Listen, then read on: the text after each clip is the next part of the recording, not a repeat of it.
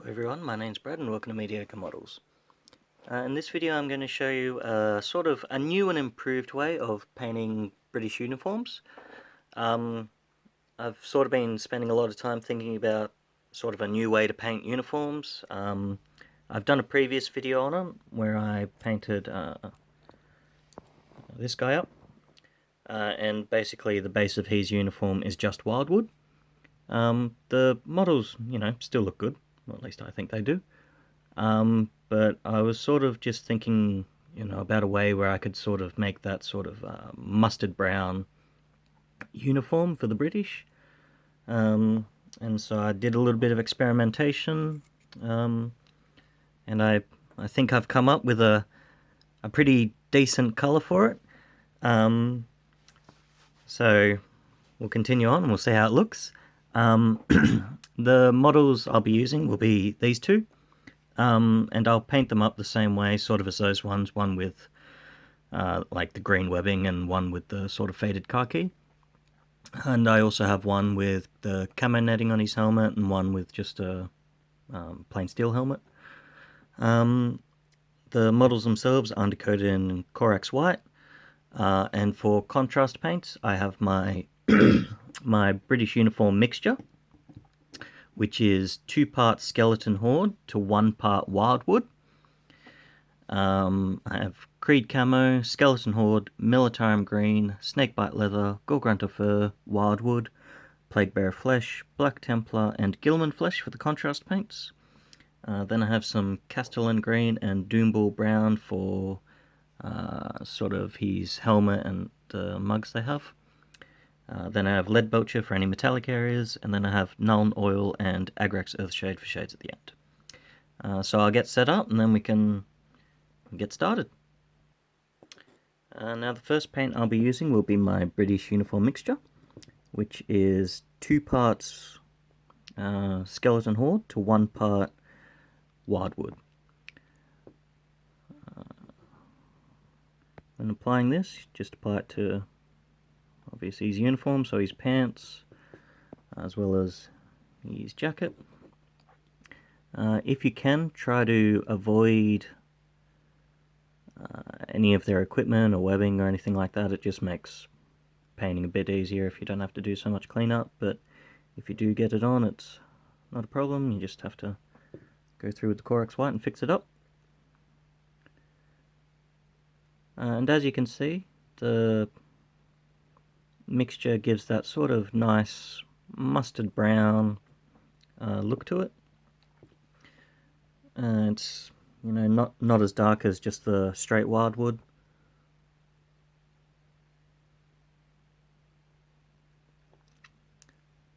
So I'll continue on and I'll finish these two and then I'll come back once they're fully done.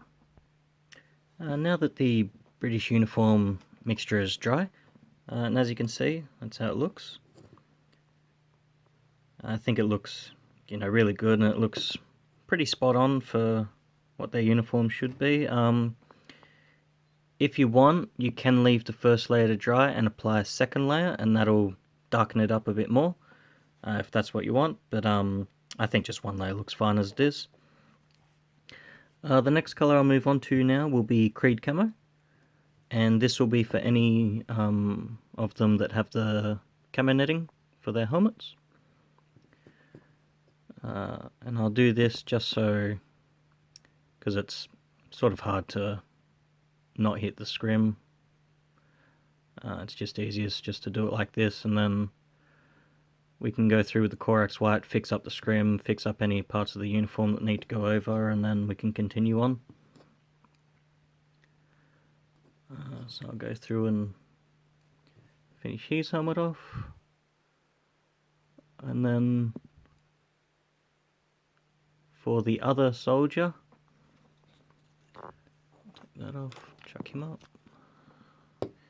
For his helmet, I'll just be using castellan green, and that'll just go over his helmet. So this will just be the castellan green, and same thing, sort of just go over the helmet. Depending on how you layer it, you may need to put another layer on just to get a nice even coat. like to use the castellan green because it's just a nice flat green colour. It works well for the steel helmets. So I'll let that dry, then I'll apply another layer of castellan green, and then I'll go through with the corax white and fix up any areas on the model that I'm going to continue on, such as his webbing and his weapons and things like that. And then we can continue on with the rest of the paints. Now that I've finished doing the cleanup with the corax white, the next colour I'll move on to will be Skeleton Horde. And using this colour, I'll do it for any of the scrim. So I won't do it over all of them, I'll just do it over a couple of them, just so there's a little bit of variety.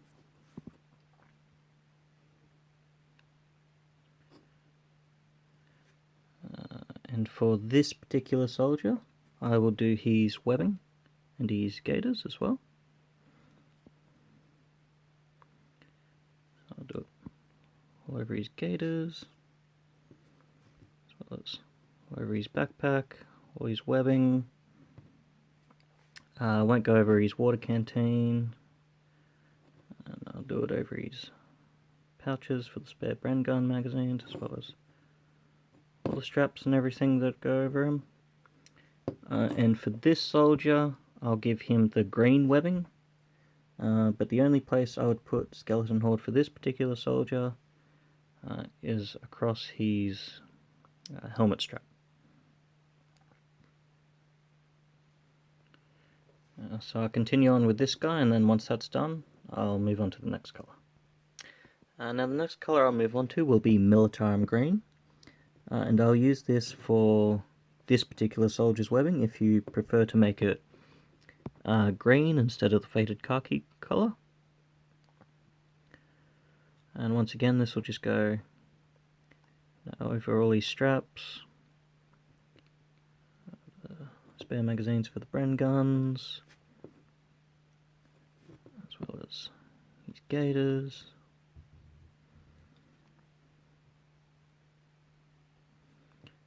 And just over all his equipment and his belt and everything like that.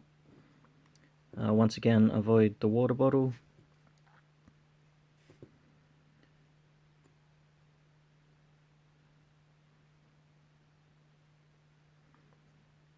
This will just go over all his equipment. So I'll continue on and I'll finish him off, and then once that's dry we'll move on to the next colour. Now that both the Skeleton Horde and the militarum green are dry, the next colour I'll move on to will be Snakebite Leather. And using this, I will paint in any wooden areas on the weapons, as well as their water canteens at the back here. Putting this on, just be careful not to get onto their uniform or any other places on the models. And this will be for both models. I'll continue on and finish this guy off, and then once that's dry we'll move on to the next colour. While the Snakebite Leather is sort of still a little bit wet, the next colour I'll move on to will be Grunter Fur. And this will just be for the straps on his weapon. Grunter Fur is a really good colour because it sort of goes over the top really easily, and you can sort of blend it in.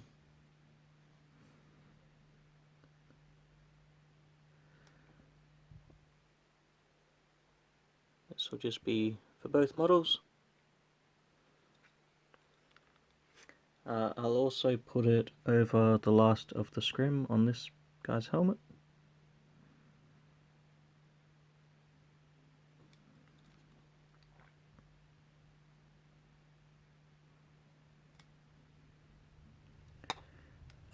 So I'll finish this model off, and then we'll come on to the next colour. While the Grunter Fur is still drying a little bit, the next colour I'll move on to will be wyldwood. And I'll use this just for the handle of the entrenching tool at the back here. It's a really strong colour, so it should be able to go over to the other colours quite easily. but do be careful and try not to go too much over.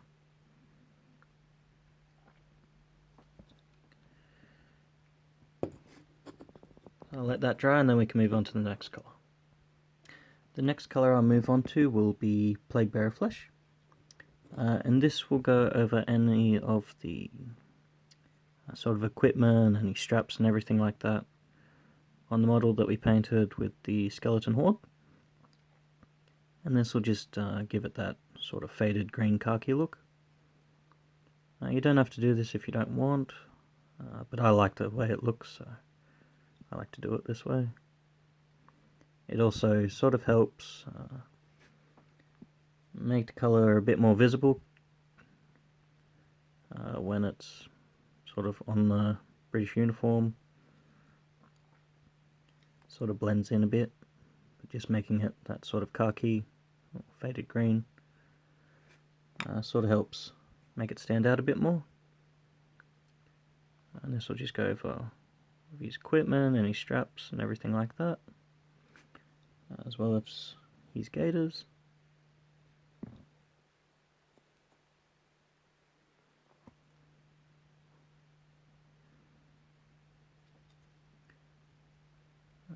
And for this particular model, I'll just put it over the strap for his helmet.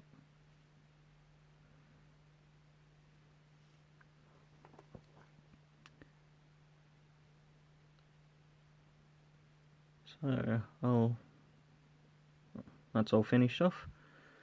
So I'll let that dry and then we can move on to the next colour. While the Plaguebearer Flesh is still drying, the next colour I'll move on to will be Doomball Brown. And I'll use this to paint in his mug.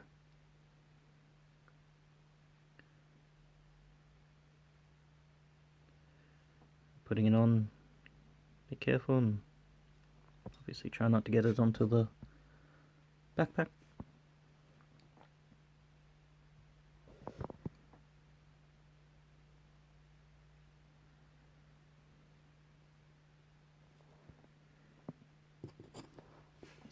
That's it for the Doomball Brown. Now the next colour I'll move on to will be Black Templar. And using this, I will just paint in his boots. Once again, be careful when going around the gaiters.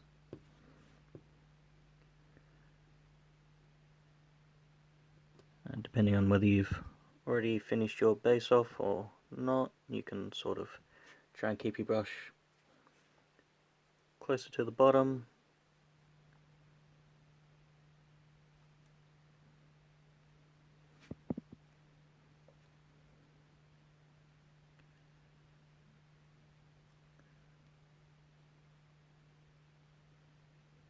That'll just be on both models. And then once that's done, we can move on to the next colour. With the Black Templar finished, the next colour I'll move on to will be Gilman Flesh.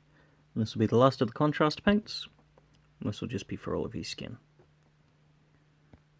So it'll be his face and his hands.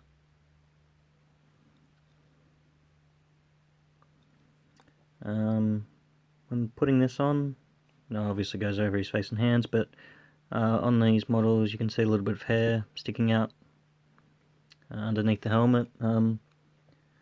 With hair you can paint them sort of a variety of colours depending on how you want them to look. You can do, various blacks and browns.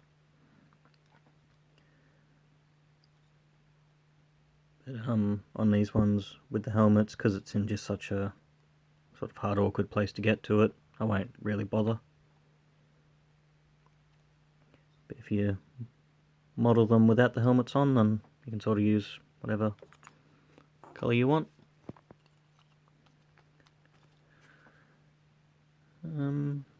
So I'll put this on and let it dry, and then once this is dry we can move on to the final colours, which will just be the leadbelcher and then the shades, and then you'll be all done. So I'll finish this off and let it dry, and then we'll come back to them. Now with the Gilman Flesh basically fully dry. The next colour I'll move on to will be leadbelcher, and this will be for any metallic areas on the model, so that'll be any of his clips for his webbing, his belt buckle at the front, as well as any clips on the back.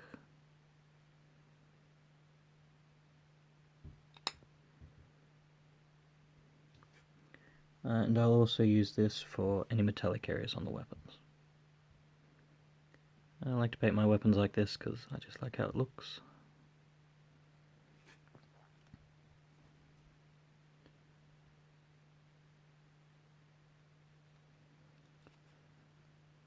I'm going to go through and finish off both models, and then once all the metallic areas are dry we can move on to the final shades.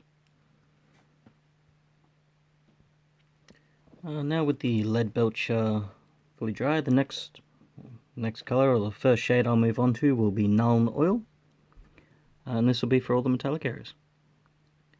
So I'll just put this on and give it a nice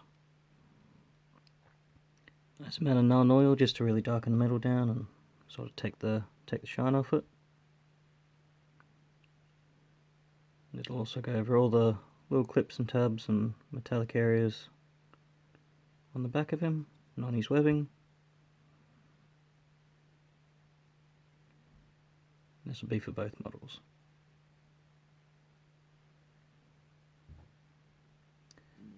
I'll finish the other one off, and then once all the Null Oil's dry we'll move on to the final shade. Now that the Null Oil is dry, the next colour I'll move on to will be Agrex Earthshade, and this will just be a shade over the entire model. And this will be the last colour that we use.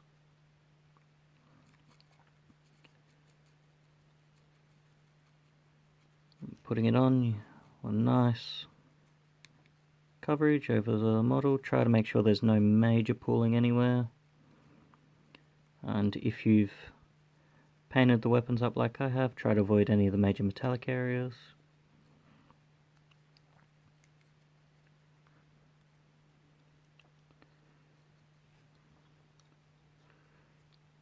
This will just be a nice all-over shade over both models, and this will just really sort of dull down all the colours, help tie them all in together, but also give them that nice dirty war-torn look to them, which I really like.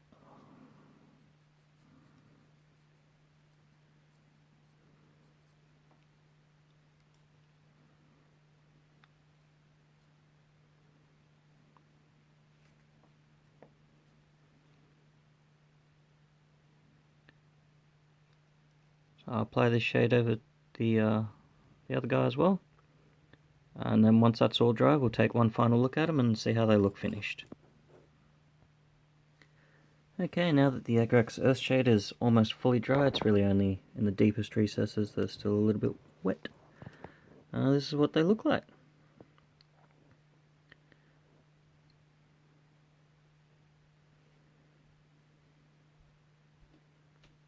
And as you can see, the shades really brought all those colours together and toned down how bright the model is.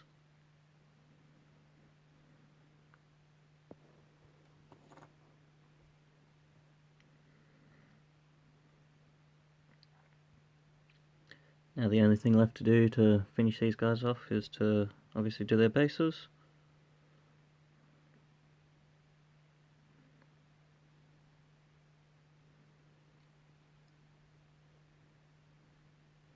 Yeah, so that's them, and compared to the wyldwood ones, so I can get these two, you can definitely see, like, obviously there's a massive difference between the colours of the uniform, but you know, using that mixture of 2 parts skeleton horde to 1 part wyldwood, you know, it gives you that really nice sort of mustard brown look to their uniform. It's a little bit more work involved, but I think the effort is very much worth it. But if you're feeling lazy, you can always just go with the wyldwood uniform, and it still looks good.